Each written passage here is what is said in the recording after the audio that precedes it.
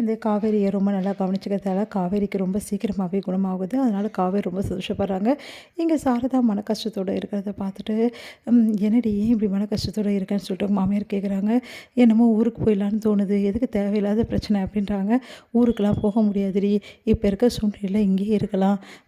சாந்தி சொல்கிறதெல்லாம் பெரிய விஷயமா எடுத்துக்காதுன்னு" சொல்லிட்டு அவங்க மாமியார் அவங்களுக்கு அட்வைஸ் பண்ணுறாங்க. இங்கே விஜய் என்ன பண்ணுறாரு, காவேரிக்கு ரொம்ப வெக்கையாக இருக்குது. அவங்களால அந்த பெட்டில் படுத்து தூங்க முடியலன்னு புரிஞ்சுக்கிறாரு. பெட்டில் இருக்க இருக்க அவங்களுக்கு ஹீட் அதிகமாகி அதிகமான கொப்பளங்கள்லாம் வர ஆரம்பிக்குது. அதனால் விஜய் என்ன பண்ணுறாரு, ஒரு ஐடியா பண்ணுறாரு. எல்லோரும் தூங்கினோன்னே வெளியே போய் பார்க்குறாரு. பார்த்தா மொட்டை மாடியில் யாருமே இல்லை. அந்த டைமில் காவேரி கிட்ட, "காவேரி வெளியே போகலவா?" அப்படின்னு கூப்பிட்ற. "வெளியே வா, என்ன சொல்கிறீங்க?" அப்படின்றாங்க. "ஆமா காவேரி, உள்ளவே இருந்தா இது கண்டிப்பாக சீக்கிரமாக குணமாகறதுக்கு வாய்ப்பே இல்லை. அதுவும் பெட்டில் படுத்திருந்தா பெட்டு சூடாலே சீக்கிரமாக சரியாகாது. அதனால் இதுக்கப்புறம் நம்ம நைட் ஆனால் நம்ம மொட்டை மாடிக்கு போயிடுவோம். சில்லுன்னு அந்த காற்றுலையும் இருந்து, ஏன்னா இயற்கை காற்றுல சீக்கிரமாகவும் உனக்கு இதெல்லாம் மறைஞ்சு போகும்" அப்படின்னு சொல்கிறாரு. காவேரி "வேணாங்க, யாராவது பார்த்துட்டா பிரச்சனை ஆகிடுன்றாங்க. அதெல்லாம் பார்த்துக்கலாம், வா காவேரி" அப்படின்னு சொல்லிட்டு கூட்டிகிட்டு போகிறாரு. அதன்படி மொட்டை மாடியில் காவேரியை படுக்க வைக்கிறாரு.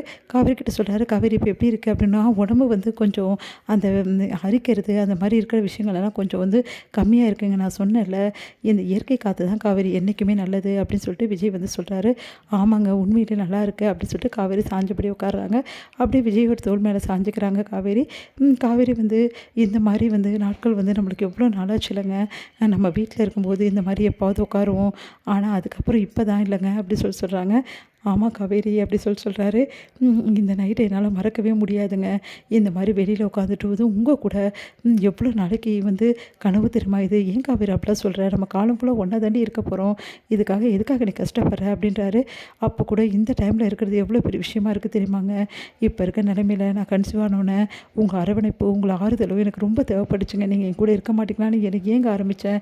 நான் மட்டும் இல்லைங்க, பாப்பாவும் என்னை ஏங்குதுங்க உங்களுக்காக" அப்படின்னோடனே அப்படியே வயிறை தொட்டு பார்க்குறாரு. "குட்டி பாப்பா, நீ ஏங்குறிய அப்பாக்காக? இப்போ பார்த்தியா, அப்பா உன் கூடவே இருக்கேன்.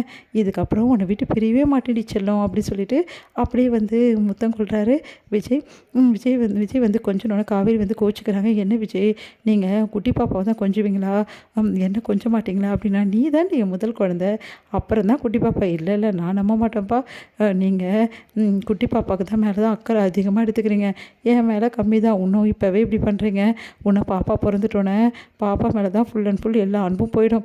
என் மேலே என்னமோ அன்பு இருக்க மாதிரி தெரியவே தெரில" அப்படின்னோடனே, "ஏய் அப்படிலாம் இல்லை காவேரி, ஏன் காவேரி இப்படிலாம் யோசிக்கிற?" அப்படின்னு சொல்கிறாரு. "இல்லை இல்லைப்பா, நான் நம்ப மாட்டேன்ப்பா. ப்ராமிஸாக சொல்கிறேன். எனக்கு குட்டி பாப்பாவோட இந்த முதல் பாப்பா தான் ரொம்ப முக்கியம்" அப்படின்னு சொல்லிட்டு அப்படியே கட்டி பிடிச்சிக்கிறாரு. காவேரியும் தன்னை மறக்கிறாங்க விஜயோட தோள் மேலே சாஞ்சு. இங்கே காலையில் எழுந்தோடனே காவேரிக்கு பூர்ணமாக குணமாகிடுது. உடம்பு ஃபுல்லாக இருந்த கொப்பளங்கள், முகத்தில் இருந்த கொப்பளங்கள் எல்லாமே போயிடுது. அதை பார்த்து விஜய் ரொம்ப ஆச்சரியப்படுறாரு. "காவேரி, உனக்கு எல்லாமே சரியாயிடுச்சுடி" அப்படின்னோடனே அவங்க அம்மா கதவை தட்டுறாங்க. "என்ன காவேரி, எப்படி இருக்கு?" அப்படி சொல்கிறாங்க. "பார்த்தா எல்லாமே போயிடுச்சேடி, மொத்தமாக போயிருக்கு, ஒன்றுமே இல்லை. பரவாயில்லையே, இந்த அளவு குறைஞ்சிருக்கும் நான் எதிர்பார்க்கலடி" அப்படி சொல்கிறாங்க. "சரிடி, போயிட்டு தலை குளிச்சுட்டு நேராக வீட்டுக்கு வர வழியை பாரு. இங்கே க்ளீன் பண்ணுற வேலையெல்லாம் பார்த்துக்கலாம்" அப்படி சொல்கிறாங்க. அது கேட்டு காவேரி அப்செட் ஆகிறாங்க. "என்னடி, என்ன ஆச்சு? தலை குளிச்சுட்டு நேராக வீட்டுக்கு வந்துட்டு புரியுதா?" அப்படி சொல்லிட்டு போகிறாங்க. அதை கேட்டு காவேரி மனசு கஷ்டப்படுறாங்க. விஜயை பார்த்துட்டு, "வீட்டுக்கு கண்டிப்பாக நான் போய் தான் ஆகணுமா? எங்கள் அம்மா கிட்ட இன்னும் எனக்கு இன்னும் சரியாகலை சொல்லட்டுமா?" அப்படின்னோடனே, "2 பேர் பிரிஞ்சிடுவோன்னு பயப்படியா காவேரி?" "ஆமாம்" அப்படின்றாங்க. "இது நிரந்தரமான பிரிவு இல்லை காவேரி. சீக்கிரமாகவே நம்ம இப்போ ஒன்றா சேர்ந்து வாடுவோம், கவலைப்படாத" அப்படின்னு சொல்லிட்டு ஹக் பண்ணுறாரு விஜய். விஜயை ஹக் பண்ணிவிட்டு அப்படியே மனசு கஷ்டப்படுறாங்க.